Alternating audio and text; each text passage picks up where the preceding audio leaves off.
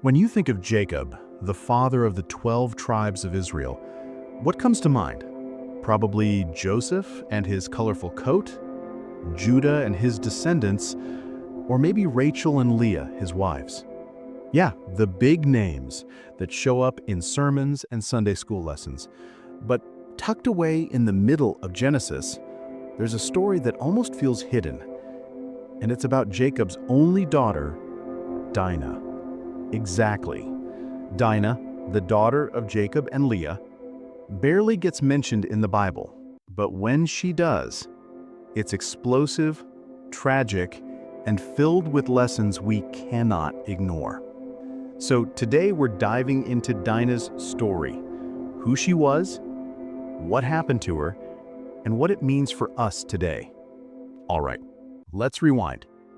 Jacob, also known as Israel, has 12 sons with his wives Leah and Rachel and their maidservants. These sons will eventually become the 12 tribes of Israel. But in Genesis 34, the spotlight briefly shifts away from the boys to Dinah. Dinah is Leah's daughter, the same Leah who struggled for Jacob's love while Rachel was favored. That detail matters because Dinah's story reflects not just her life, but the tension in Jacob's whole family system. And here's where it gets intense. Dinah goes out to visit the women of the land, the daughters of Canaan. Maybe she's curious, maybe she's seeking friendship, but then tragedy strikes. Enter Shechem, the son of Hamor, the local ruler. The text says he seized Dinah and violated her. In today's language, he assaulted her. It's dark. It's raw, and the Bible doesn't shy away from showing us the ugliness of human sin. But here's the strange twist. After harming her, Shechem says he actually loves Dinah and wants to marry her. He tells his father, "Get me this girl as my wife." Think about that for a second. He violates her dignity, then tries to make it right by marriage. It's like trying to cover injustice with tradition. Now, what about Jacob, Dinah's father? When he hears about it, he waits. He doesn't react immediately. Maybe he's afraid. Maybe he's calculating. But when his sons come home from the fields and hear what happened, they're furious. The text says they were grieved and very angry because Shechem had done a disgraceful thing in Israel. So Hamor and Shechem come to negotiate. They say, "Hey, let's intermarry. You give us your daughters, we'll give you ours. Live among us, trade, grow rich." But Jacob's sons, they're not buying it. And here comes the deception. The sons of Jacob answered deceitfully. They say, "We can't give our sister to someone uncircumcised, but if all your men get circumcised, then we'll agree." Now, circumcision was the sacred sign of God's covenant with Abraham and his descendants. For Israel, it symbolized holiness and belonging to God. But here, Jacob's sons twist it into a tool for revenge. So Hamor and Shechem convince their whole town to go through with it. Every man is circumcised. And while they're still in pain and vulnerable, Simeon and Levi, Dinah's full brothers, storm the city.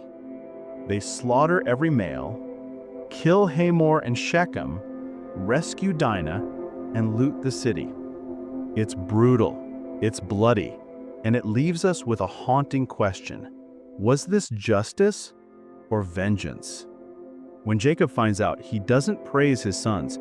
He rebukes them, saying, "You've brought trouble on me. Now the Canaanites and Perizzites will attack us." Jacob is worried about reputation and survival, not necessarily Dinah's honor.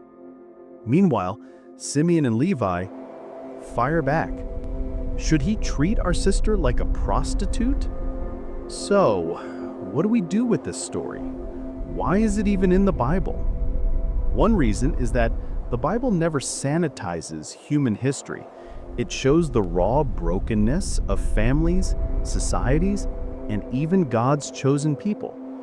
Right, Jacob's sons misuse circumcision, something holy, for violence.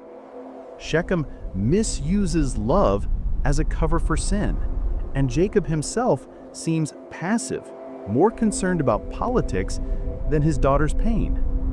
Dinah's story is a mirror showing us how God's people can still fall into cycles of violence, fear, and misplaced priorities. But here's the bigger picture. While Dinah's story is tragic, it points to the need for a greater deliverer, someone who would bring true justice without corruption, true healing without vengeance. And that's exactly what Jesus does. Unlike Shechem, he honors women. Unlike Jacob, he steps in to defend the weak. Unlike Simeon and Levi, he absorbs violence instead of spreading it.